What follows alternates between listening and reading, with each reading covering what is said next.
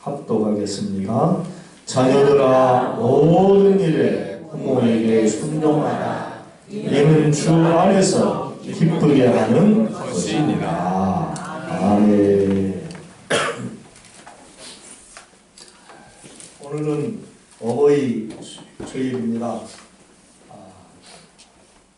어머니 아버지의 그 크고 놀라운 사랑을 생각하면서 감사하고 효도하는 그러한 귀한 시간을 가지면서 예배를 드리라고 우리 기독교에서 어버이 주일로 지키는 귀한 주님의 날입니다. 비록 부자는 아니셨고 또 많은 학식을 갖지도 못하셨고 또 건강한 몸 DNA를 우리에게 물려주시지도 않으셨고 또 크게 업적을 쌓은 일도 없으신 그러한 부모님들이시지만은 그래도 내 엄마요 내 아빠입니다. 그래서 자녀들은 항상 부모를 그리워합니다. 지지난주 월요일날 저희 모교의 명신의 총회가 있었는데 제가 참석을 하지 못했습니다만은 거기 참석자 명단을 보니까 우리 큰 요삼촌의 딸 이름이 있더라고요. 너무 반가워서 전화를 드렸습니다. 이런저런 얘기를 하다가 그 누나가 자기 부모님 생각을 지금까지 평생 하고 산다는 거예요. 아니 누나, 외삼촌, 외숙모가 얼마나 누나한테 잘해줬기에 그렇게 지금까지 늘 생각을 하면서 삽니까? 그랬더니 동생, 우리 엄마가 우리 언니를 낳고 17년 만에 오빠를 낳고 나를 낳았어.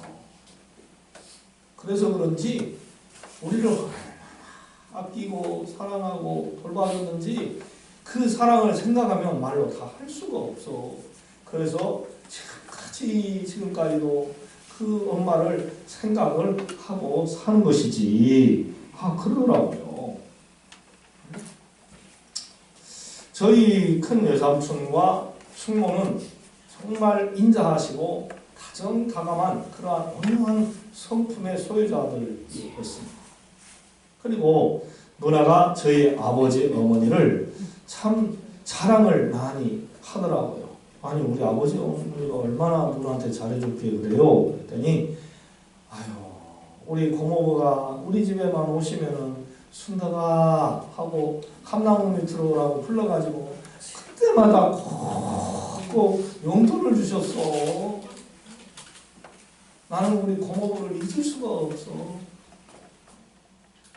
그리고 고모부가 우리 고모한테 참 잘해줬는데 뭘 잘해줬어요? 그랬더니 사실 제가 이런 얘기를 많이 했어요. 우리 성도님 잘 아실 거예요. 우리 어머니가 할머니한테 뭘 많이 당하셨다고?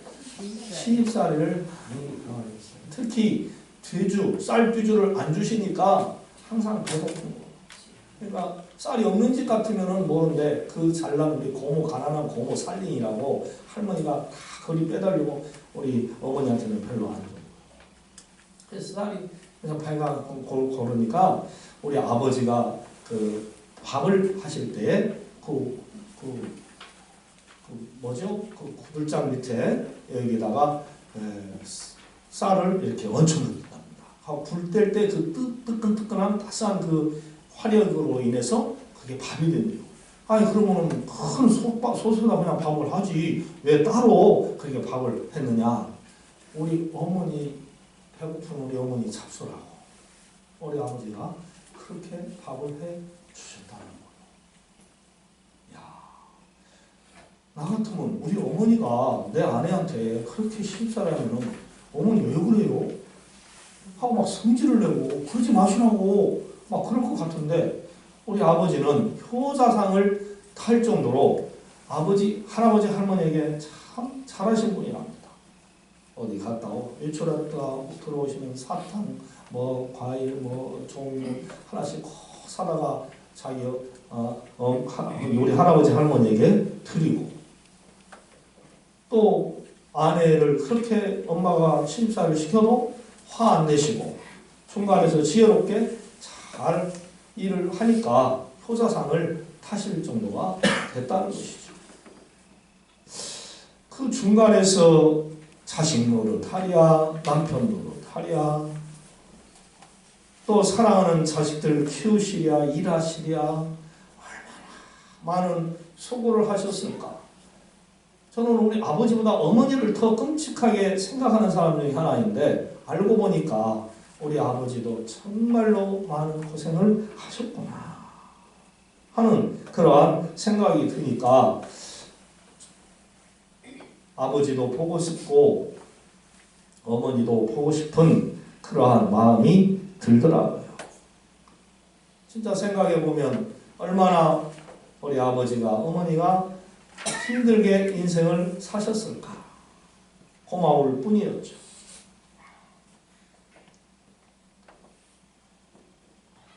부모님, 자식들이 공경해야죠.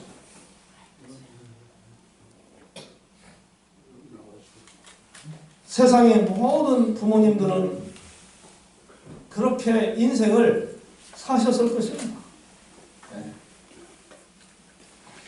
이흥열 작곡 양주동 씨의 어머니의 마음이라고 하는 노래가 있죠.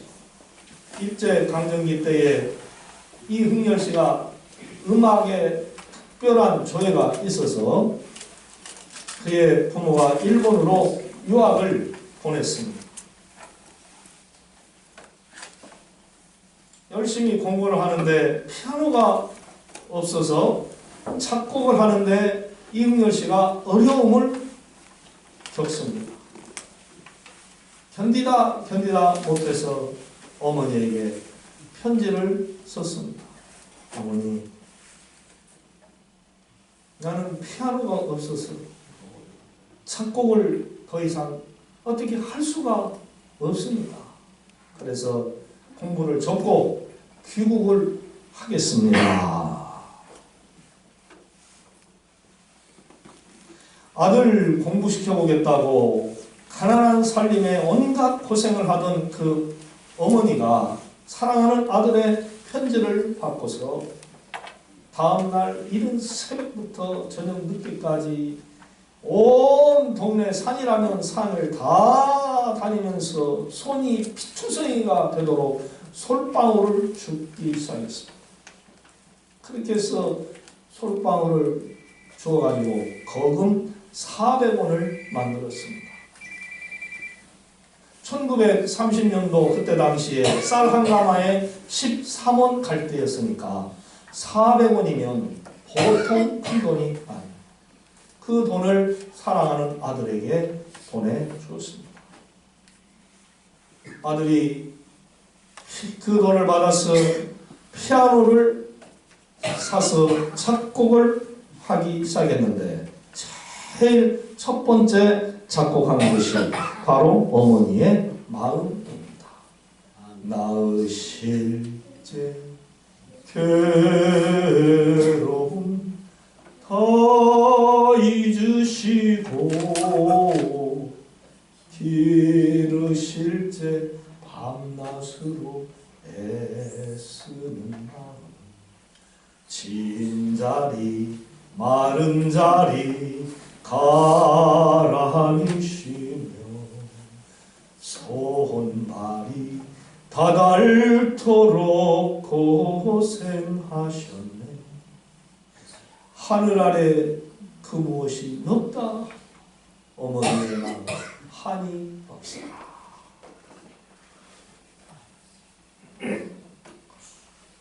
소시적 시골집 울타리에 5월이 되면은 찔레꽃이 만발합니다. 찔레꽃은 꽃송이가 소소하고 가냘프면서 질박합니다. 하지만 이 찔레꽃은 향기가 진하고 강렬합니다. 그런 찔레꽃을 볼 때마다 어머니의 모습이 떠오르는 자녀들이 있을 것으로 생각됩니다. 왠지 애상적이면서 온정적인 이미지가 풍기기 때문에 그럴 거예요. 이런 분위기를 쏙 닮은 노래가 있죠. 가수 이현실 씨가 부른 찔레꽃입니다. 엄마일 가는 길에 하얀 찔레꽃 찔레꽃 하얀 잎은 맛도 좋지 배고픈 날 가만히 따먹었다 엄마 부르며 따먹었다오. 해질녘 어스름할 때에 청솔가지를 하나름 머리에 이고 대사리 문 그 무거운 문을 살며시 밀고 들어오면서 사랑하는 자식들을 보면서 니들 배고프지? 하시는 그 어머니의 목소리가 귓가에 쟁쟁한 자녀들도 있을 줄로 압니다. 이제는 다시 배울 수가 없는 그 음성을 들을 수 없는 목소리이기에 모습이기에 보고 싶고 또 듣고 싶은 것이 자녀들의 마음이죠. 자, 그러면 이렇게 인간만 사람만 그러느냐? 그게 아니라는 거예요. 짐승들도 새끼를 아끼는 마음은 끔찍하다는 것이죠. 펠리컨이라고 하는 큰 새가 있습니다. 이 펠리컨은 새끼들에게 줄 먹이가 없으면은 자기의 가슴살을 뜯어서 먹인다.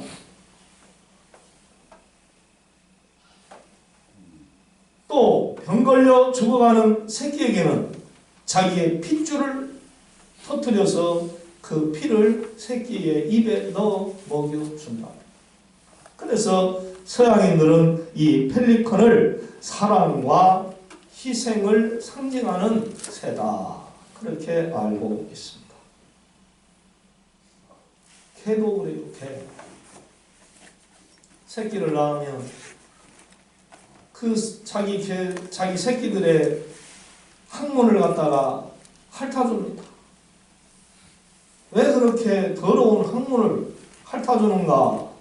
어렸을 때 그걸 보면서 이해를 하지 못했는데 알고 보니까 이 항문이 막히지 않도록 요도가 막히지 않도록 그걸 핥아줘야 된다는 거죠. 어린 새끼들이 이게 막히면 죽기 때문에 새끼들이 스스로 밥을 먹고 소화시키고 그것을 할 때까지 그 일을 계속 해주는 것이 엄마 개의 생활이라는 것이죠. 한 가지만 더 말하고자 합니다. 남극에 살고 있는 황제 펭귄의 암컷들은 알을 낳으면 수컷에게 그 알을 품으라고 맡겨놓고 한 100여 킬로가 되는 곳을 바다로 향하여서 띠뚱 걸어가서 먹이를 구해다가 새끼들에게 먹인다는 거. 그런데 이 어미 펭귄들은 오다가 배가 고파서 그 먹이를 자기들이 먹을까 싶어 차라리 아예 소낭을 차단시켜버려요.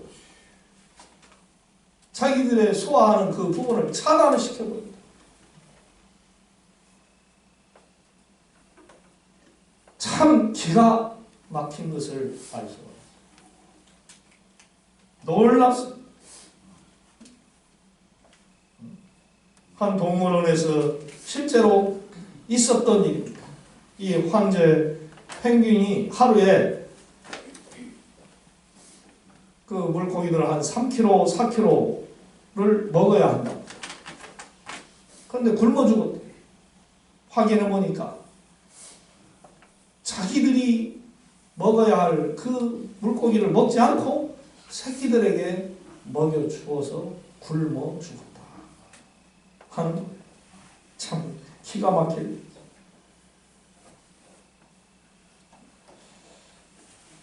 이런데도 자식들은 부모를 사랑하거나 효도하기를 게을리 합니다. 그러니까 불효자식들에게는 개만도 못하다 하는 그러한 무서운 말을 사람들이 하지. 결국 불효자들은 평생 오는 거죠. 비 오는 날 청개구리가 비 오는 날이면 왜 그렇게 청개구리가 울어대는 거야?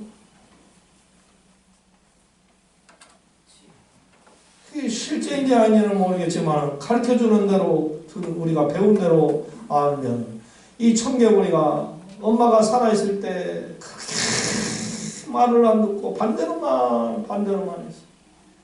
이제 자기가 죽을 때 됐을 때 그 새끼를 불러가지고 얘야 내가 죽으면 이 물가에 가까운 데다 묻어줘라 그랬더니 그것은 사실은 아니잖아요. 물가에 묻어놓으면 금방 물이 불어나서 떠내려가 볼 수 있잖아요. 저쪽 산은 한쪽 높은 데다가 묻어줘야 안 떠내려가고 좋은데 이 반대로 하겠지. 이제 이 새끼들이 반대로 하니까 늘 반대로 하니까 반대로 하면 말 듣겠지 했는데 이게 이제는 진짜 깨닫고는 그때서야 그 엄마 말을 그대로 듣고는 물가에다 묻어버리는 거예요. 비가 와서 물이 차면 떠내려갈까봐 그게 슬퍼서 깨골 울어댄다고. 우리는 어렸을 때 이야기를 듣고 깨달은 바가 있죠. 부모님 말씀에 순종을 잘해야 돼. 말 잘 들어야 되는구나. 본문 말씀입니다. 골로새서 3장 20절 말씀.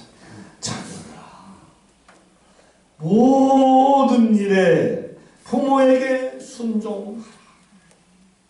이는 주 안에서 기쁘게 하는 것이니라. 저는 오늘 이 말씀을 읽으면서 이 설교를 준비하면서 다시 한번 아하 하는 걸 깨달았어요. 자녀들아, 모든 일에. 무슨 일에요? 모든 일에. 모든 일에 부모에게 순종하라. 주 안에서 기쁘리라. 제발 좀 부모에게 모든 일에 순종하는 우리가 됐으면 좋겠습니다. 아멘. 그토록 자식 사랑을 하는 부모님께 순종 못해서 쓰겠냐고요. 그래서 얼마나 복을 받겠냐고요. 부모 말씀에 순종하는 것을. 하나님의 자녀라면 특별히 이 하나님의 말씀에 절대적으로 복종하고 순종을 해야 할 줄로 믿습니다. 안 믿을 게 따로 있어요. 순종하지 않을 것도 있다는 것입니다. 그러나 하나님의 말씀은 100%, 1000%, 1000% 순종을 해야 하는 것이죠. 왜 그렇습니까? 이 하나님의 말씀은 진리입니다. 이 하나님의 말씀은 생명입니다. 이 하나님의 말씀은 우리들의 등불입니다. 우리들의 가이드, 안내자예요. 우리의 생명입니다. 이 하나님의 말씀. 부모가 자식들에게 원하는 게 뭐겠습니까? 어버이날이 돌아오면 용돈 주고 선물 사주고 비행기 티켓 끊어서 외국에 여행 보내주고 하는 거, 그거 좋지요. 옛날부터 아들을 낳으면 뭐 한다고요? 아들은 비행기 태워준다고요? 뭘 태워준다? 아들은? 네? 기차 딸 비율이 아들은 뭐요? 기차 딸 비율이 아들 낳으면 아들이 기차 여행을 시켜주고 딸을 낳으면 비행기 여행을 시켜준다 그 말이죠. 거의 맞는 것 같아요. 기분 좋아요. 네. 선물 해주고 여행 시켜주고 용돈 주고 자식 낳으면 보람 느끼죠. 그러나 그 모든 것들보다도 더 좋은 게 있어요. 그게 뭘까요? 순종이에요. 순종. 응?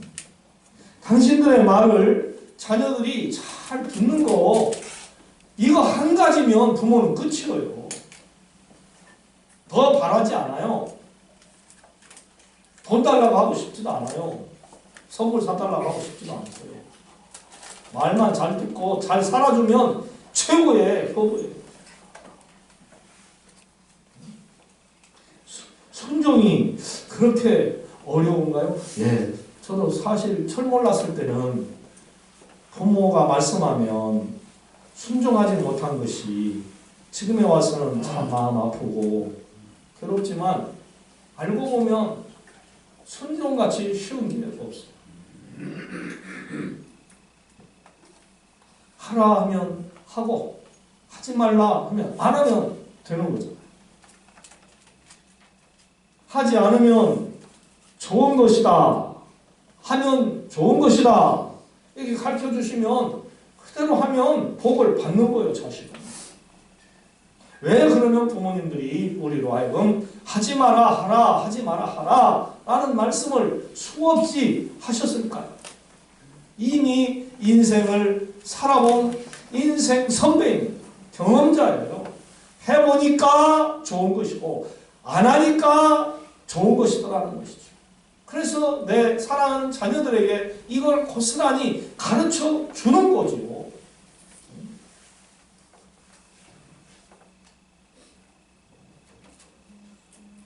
부모 말 잘 들으면은 자다가도 콩떡을 얻어먹는다 하는 그러한 말이 있지 않습니까?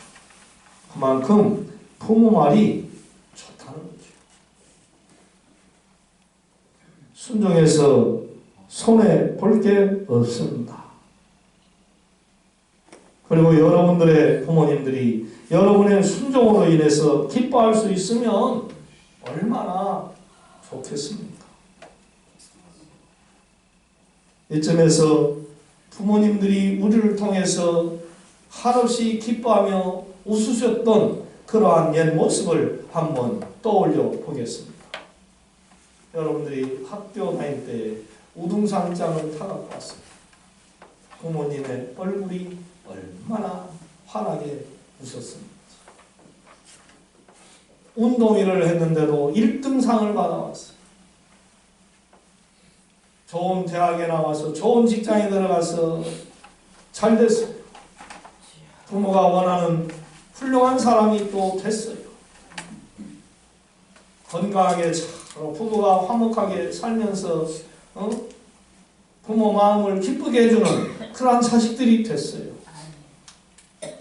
그럴 때 그냥 환한 미소로 웃죠.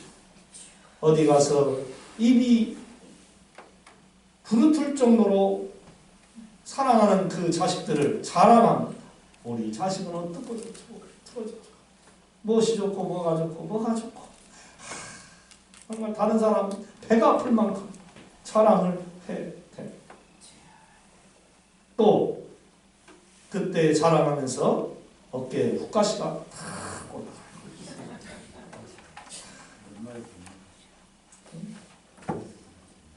내 새끼들이 이렇게 잘 됐어. 부모의 힘은요, 자식이에요. 부모의 힘은 자식이에요. 목사님, 부모의 힘은 하나님이죠. 신앙적으로는 두말할 것 없지요. 그게. 그러나 인간적으로 보면 부모의 힘은 자식이에요, 자식.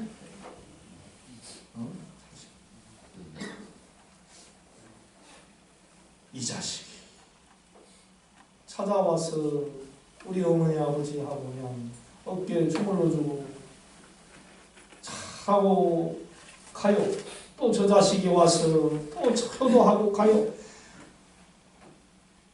그런데 어떤 집은 자식이 6, 7, 8이 되는데도 한 사람도 안 다녀가요.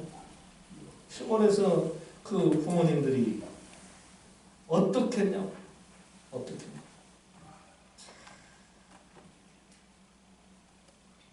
한없이 즐거운 부모가 있는 거 아니에요. 한없이 슬픈 부모도 있을 거예요. 내가 너희를 어떻게 키웠까? 내가 너희를 어떻게 키웠간디? 너희가 그럴 수 있냐?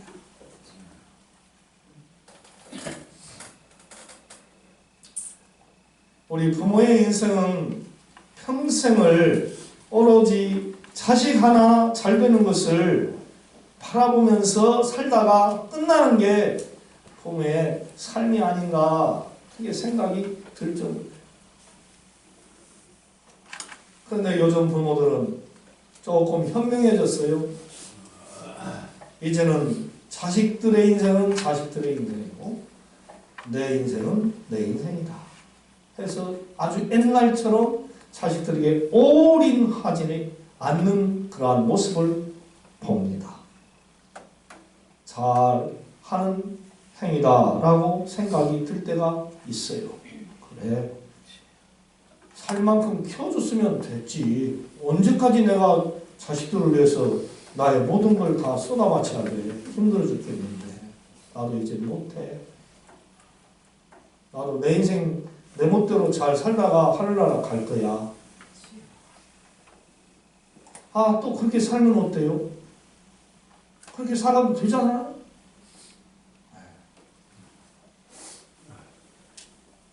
그런데 그렇게 못 살고 가는 게 우리는 돈 10,000원짜리 하나 10만원, 100만원 마음대로 쓰지 못합니다. 저도 저 자신을 위해서 10만원, 20만원 뭐 물건을 제대로 산 적이 단 한 번도 없는 것 같아요. 아까워요, 돈이. 쓸 여유도 없었어요.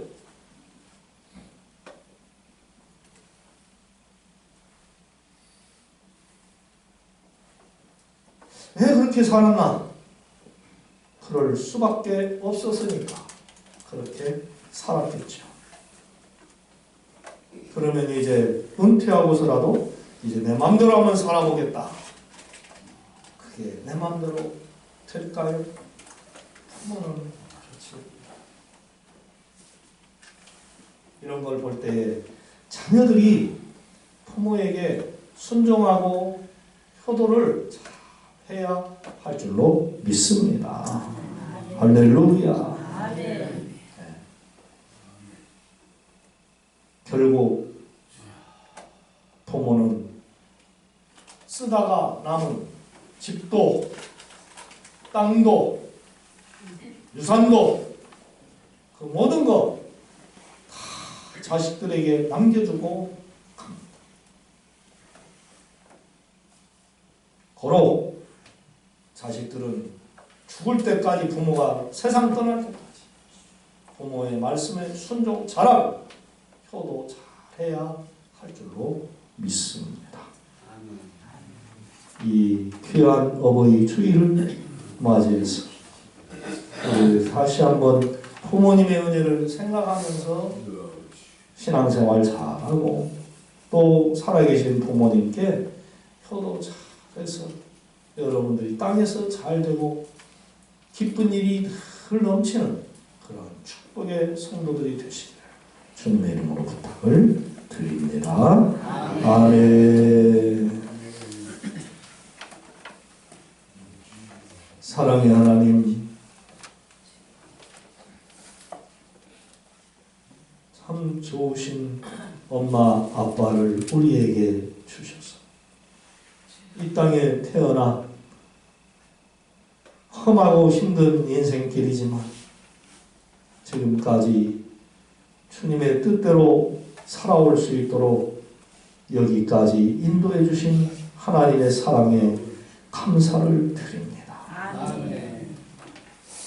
하나님, 이 어버이 주일을 맞이해서 골로새서 3장 20절 말씀, 자녀들아 모든 일에 부모에게 순종하라 하신 이 말씀대로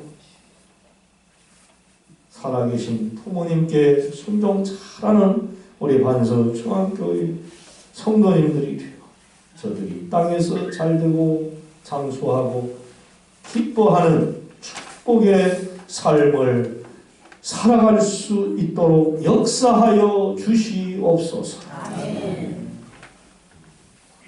부모가 나에게 뭘 해줬느냐 하는 것을 보지 말고 부모가 날 낳아 기르고 내가 잘 살 때까지, 아니 부모가 세상을 떠나는 그날까지 나를 위하여 살다가 모든 것을 또한 남겨주고 가는 아주 귀한 부모님인 것을 깊이 깨닫고 목숨 다해 부모를 공경하는 자녀들이 되어 저들이 하나님의 말씀대로 한없는 은혜의 삶이 되도록 역사해 주시옵소서. 아버지께서 우리 교회의 모든 부모님들은 자식들에게 이후에 더 많이 효도받고 자식들은 그로 말미암아 더 행복한 삶이 이루어지는 이 축복이 우리의 눈에 보이게 하여 주시옵소서. 예수님의 이름으로 기도드리옵나이다. 아멘.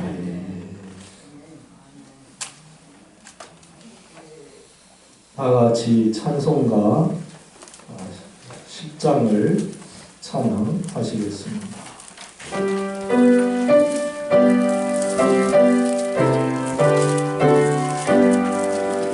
전능왕 오셔서 주 이름 찬송케 하옵소서. 영광과 권능의 손 모여 오셔서 우리를 다스려 주소서. 항생한 성자여 오셔서 기도를 들으소서. 택하신 백성들 복 내려 주